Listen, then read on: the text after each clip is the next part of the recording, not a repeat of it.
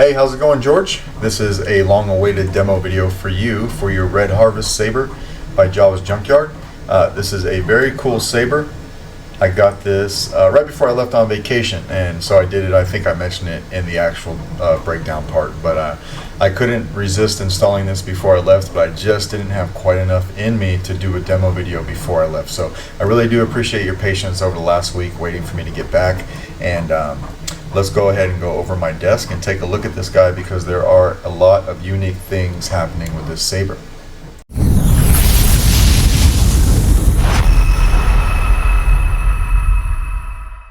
Hey, what's up, George?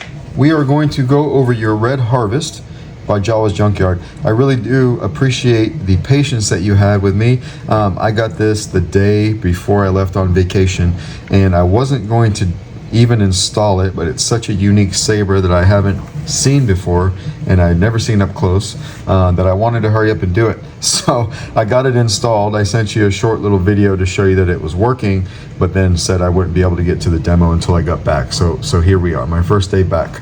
All right, this is a very unique setup. There are going to be some things that you need to watch out for.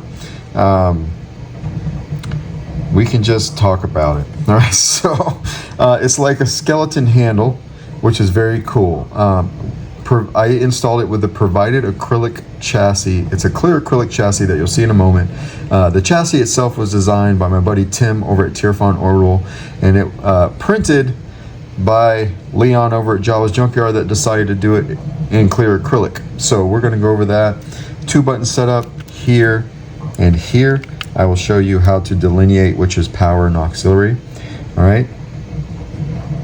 To get to your blade plug, and that's one of the first things I want to talk about. All right, I've got an M3 rub screw here. These are the shortest that I carry. Very tiny. I'm trying to get it to focus.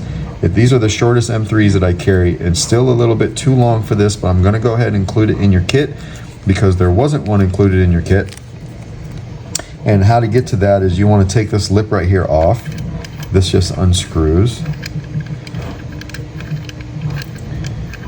All right, I don't want to drop it. There we go. That's your hole for the M3 screw right there.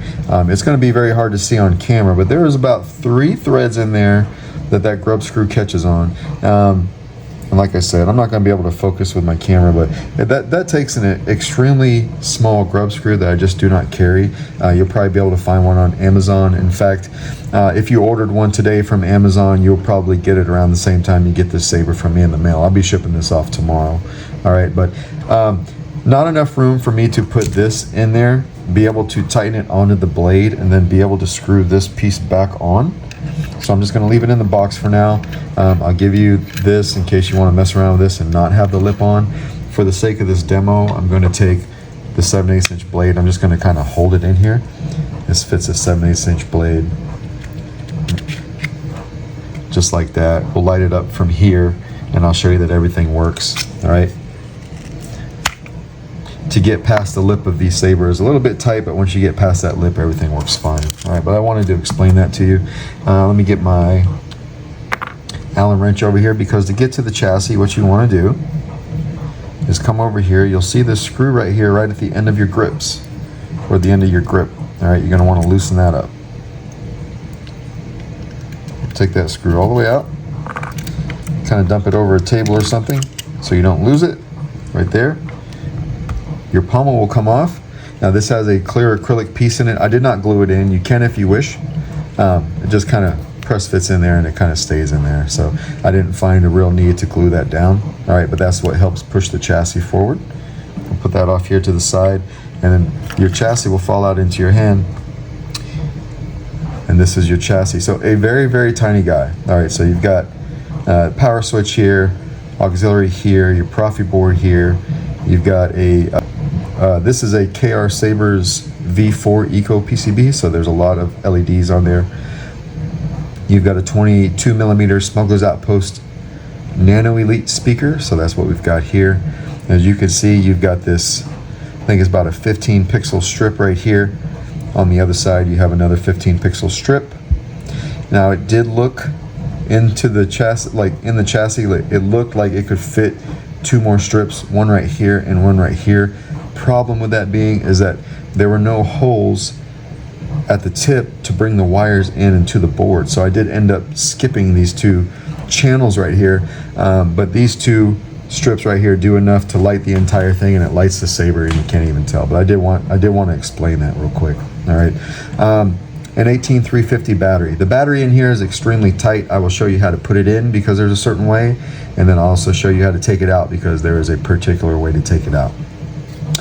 No kill switch on this guy. You are the kill switch, so you'll need to take out the battery when you don't use the Saber.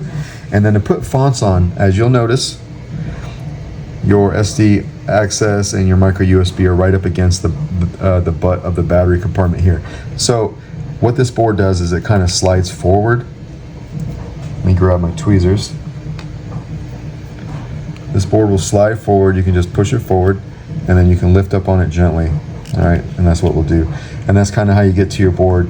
You put all the sound fonts on here that you like. It's running my sound font for now with a copy of the config file on the SD card. But once you get done loading those, snap the board down and slide it back into place. And that is how this particular chassis works. All right, so we'll put this here.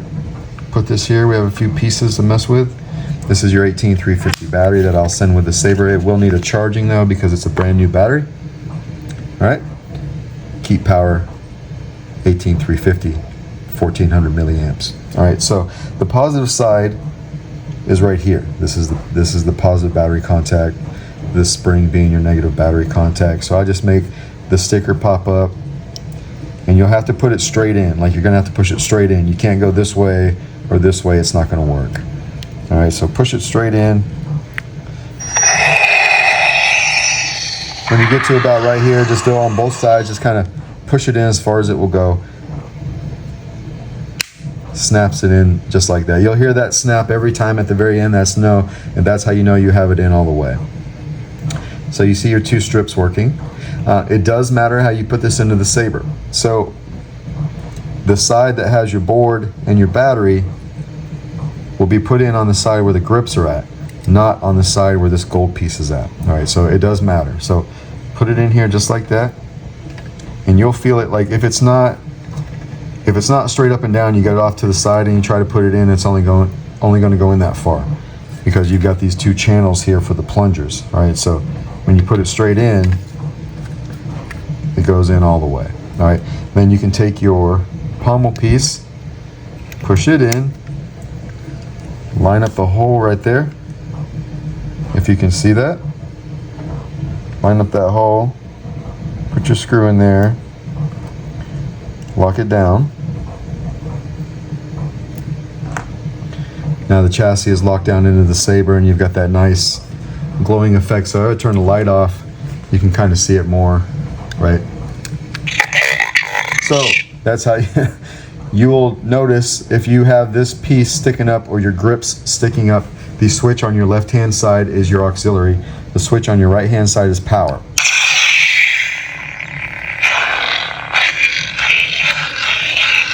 We'll turn this back on.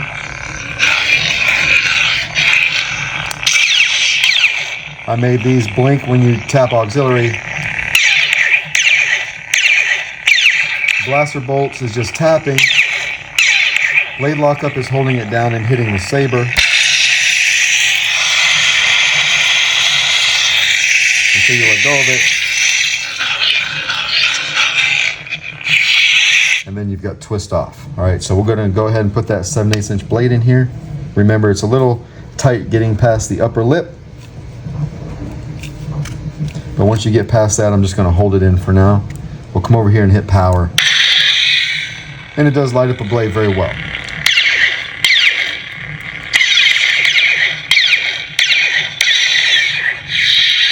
So we'll twist it off. I do want to talk to you real quick about the switches. The switches, if you screw them down all the way, you won't actuate the actual tactile switches on the chassis. So I have them now at the appropriate height where they're not too loose, they're not twisted in all the way where you can't hit the switch. You just want to be mindful of that. So if I were to, this is my power, and, it works now. If I took that and I screwed it down all the way, it's not going to work, right? So you're going to want to find that sweet spot and keep it right there. that works the same on both of them. I just don't want to go through that exercise on the auxiliary switch. All right, but when you're done, we're just going to break it down the same as we did before. So we're going to come over here and take that screw out, drop it down on the table, take our pommel out. The chassis comes right out into your hand, so you won't have any problem there. Now to get this battery out, what I've been using, it's a little too tight for my tool. So what I do is I use a pair of flathead tweezers, and I'm just going to pry up each end. I'm going to do a little bit at a time. If you try to do both, if you just try to do one end, you're not going to get it. All right, so let me put this where I can see it. And as you can see, we cut the power there. She's tight, so just take your time with that. Whoops. Sorry. Yeah, take your time with that. You will get it out. After a few times of doing that, you'll get used to it. And then after putting in the battery a lot, you'll probably wear down this spring and just a tiny bit to make that a little bit easier on yourself. This is a brand new spring, brand new install. So that's kind of what's going on there. All right, so when we're done, we'll go ahead and put the chassis back in for safekeeping here. Come over here and put our pommel back on. It only goes on one way, so it should be pretty easy for you to line up. Put our little screw in there, and we'll tighten it down. Okay, so that is basically how you work this Red Harvest from Java's Junkyard. Let me know if you have any questions, and I will get this out in the mail to you tomorrow. Thanks, man.